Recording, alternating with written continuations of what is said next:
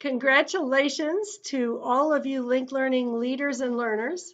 I am delighted to be here to help you launch your conference this year. Link Learning schools have done so much extraordinary work this past year, despite the pandemic and all of the other circumstances accompanying that. You have been leading the way for so many others and for the state as a whole as we regroup and rethink and redesign. You've shown us the power of linked learning for motivating deeper learning, for driving equity, for accelerating learning, and preparing students for the full range of post-secondary opportunities. We did a study at Learning Policy Institute about a year ago in the Los Angeles Unified School District, where there are 66 linked learning schools, and we were looking at the portfolios and defenses that at least 40 of the schools had put in place, even at that time. The portfolios, as you well know, allow students to collect artifacts and evidence of their content knowledge and growth while in high school and reflect on the artifacts and present their evidence, along with their reflection, to their panel of peers and educators and community members. And this panel, of course, determines each student's readiness to graduate from high school, using in Los Angeles a shared rubric to assess the quality of each student's artifacts and presentation. And when we did this study, one of the students put it this way: the senior defense communicates academic growth. We're fortifying what we know. We're getting to tell the teachers what we know. We're not randomly guessing on a test. They understand what we're taking with us when we depart from high school.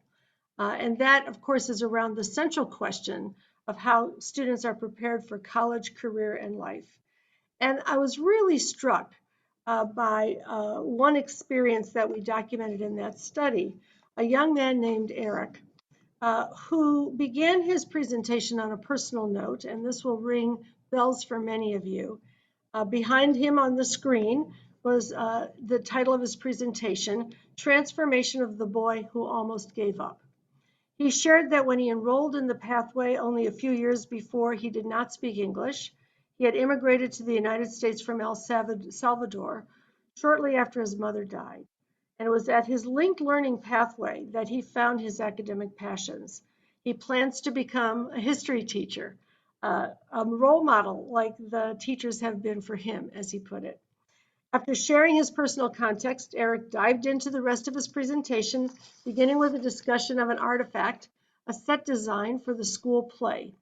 For each of his 3 artifacts, he walked the audience through the requirements for the assignment, the summary of his work, and the reflection on how it demonstrated his acquisition of the learning outcomes, all while using the presentation to share evidence of his reflection and growth.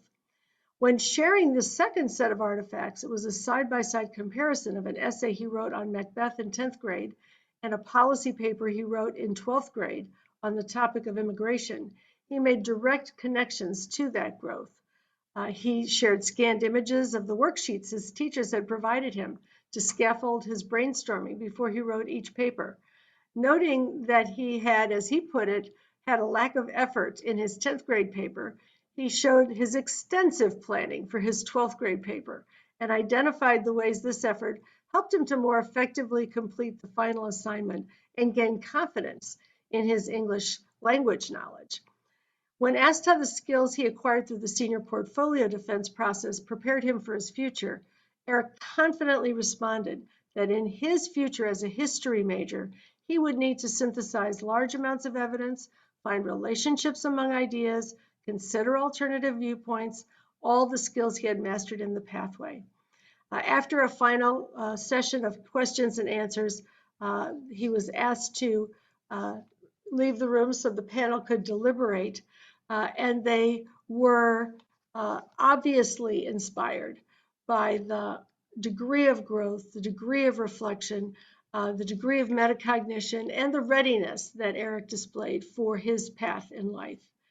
So like Eric, even during this pandemic year, you have seen all across the state students who were engaged in their work with their industry partners, with their teachers, often in collaboration with each other, engaged and motivated and learning because they were deep in their projects, they could see the relevance of their studies to the real world, and they were developing competencies they knew would matter in their lives after high school.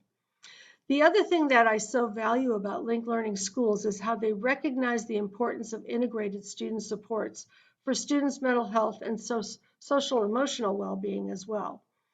As students noted during a legislative briefing back in January, while the pandemic, of course, has had significant negative effects on young people's mental health, the support of Link Learning faculty and staff has really lessened that impact and kept students connected to each other. One student who was there representing so many of his colleagues, a senior at the Academy of Health Sciences at Porterville High School in Porterville, emphasized that while he was optimistic about the future, he still had major concerns about the impact the pandemic has had on younger students and their mental health.